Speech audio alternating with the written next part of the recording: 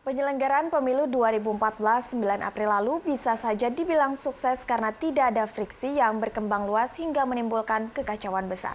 Namun seperti yang sudah diduga sebelumnya, penyelenggaraan pemilu kali ini tak akan lepas dari bentuk pelanggaran hingga gangguan terhadap ketertiban umum.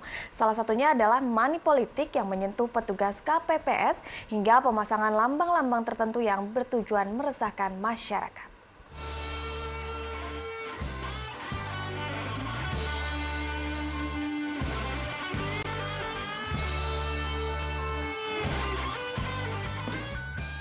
Bangsa Indonesia boleh saja berhasil menyelenggarakan 10 kali pemilihan umum. Sayangnya, setiap penyelenggaraan pemilu tidak lepas dari pelanggaran, baik itu kecurangan administratif maupun pidana kriminal. Dan seiring dengan cerdasnya masyarakat untuk lebih bijak memilih pemimpin, justru berbanding terbalik dengan jumlah pelanggaran pelaksanaan pemilu yang nampaknya semakin meningkat dari tahun ke tahun. Di tahun 2009 saja ada lebih dari 1.000 pelanggaran pemilu, baik itu pelanggaran administratif hingga kriminal pidana. Di tahun 2014 ini, pelanggaran serupa juga terjadi. Dan bentuk pelanggaran tersebut sudah terjadi sejak masa kampanye terbuka dilakukan. Sebut saja mulai dari hal kecil seperti membawa anak-anak saat masa kampanye terbuka berlangsung. Padahal aturan KPU jelas menyebutkan anak-anak adalah pihak yang dilarang diikutsertakan saat kampanye. Bentuk pelanggaran yang lebih berat seperti money politik pun masih banyak dijumpai saat kampanye. Tidak hanya saweran uang yang dilakukan saat kampanye terbuka, bentuk-bentuk pelanggaran lain seperti pembagian barang gratisan berupa sembako disertai stiker bergambar sang caleg dan lain sebagainya yang masuk dalam kategori politik uang juga sangat mudah ditemui.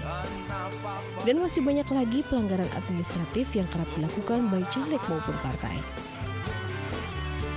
Seperti kasus di Cilegon, Banten, di mana seorang saksi pemilu dari salah satu partai tertangkap tangan membagikan uang dari salah satu caleg di TPS 13 lingkungan Kafling Kota Cilegon.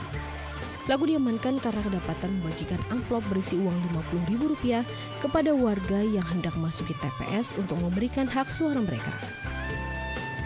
Di Jakarta Barat, panitia pengawas pemilu menemukan surat suara berlambang palu arit saat penghitungan suara dilakukan di TPS Kebun Jeruk, Jakarta Barat. Hal serupa juga terjadi di TPS 18 Kelurahan Angke, Jakarta Barat.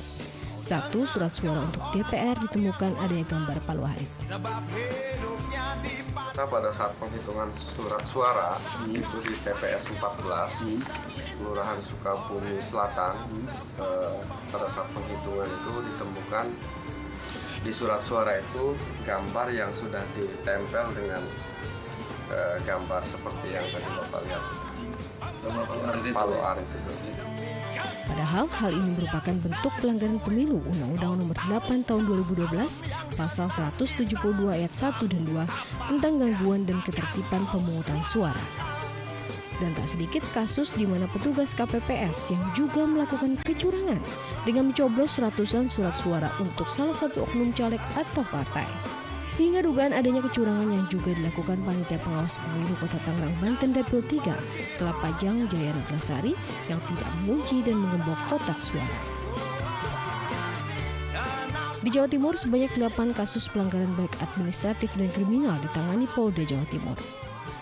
Untuk di Malang sudah P21 atau dianggap lengkap ada 2 kasus dan 1 dalam persidangan. Itu kasusnya seperti money politik dalam bentuk sembako-sembako.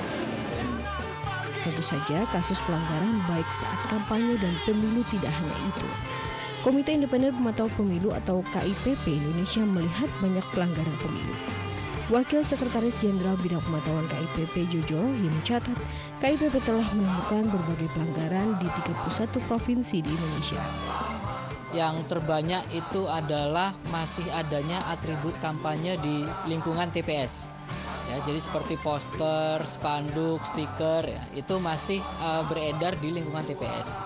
Kemudian juga ada tim sukses yang berkeliaran di lingkungan TPS, ya, mempengaruhi pemilih, gitu. Itu yang frekuensinya paling tinggi.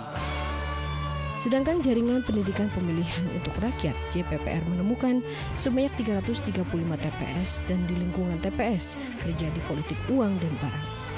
Jumlah tersebut didapat dari 1.005 TPS yang dipantau JPPR.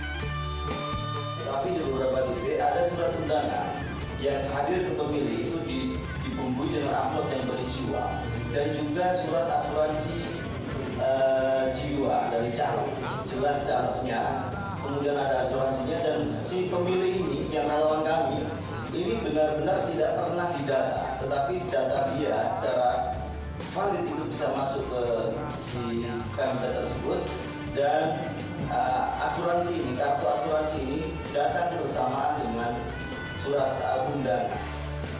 Bentuk-bentuk pelanggaran pemilu tentu tidak bisa dianggap remeh karena sudah menodai demokrasi yang jujur dan adil. Meskipun selama ini banyak sanksi administratif yang dikenakan kepada pelaku money politik, namun faktanya jumlah pelanggaran pemilu seperti money politik tidak semakin berkurang. Apakah ada yang salah dalam penegakan undang-undang pemilu di Indonesia? Atau undang-undang pemilu yang ada sengaja dimanfaatkan partai politik dan oknum tertentu untuk bisa lari dari jerat hukum? Lalu masih relevankah kita melaksanakan pemilu yang langsung umum bebas rahasia? Karena nampaknya hal tersebut tak berlaku ketika politik uang sudah begitu menjalar hingga ke akar rumput.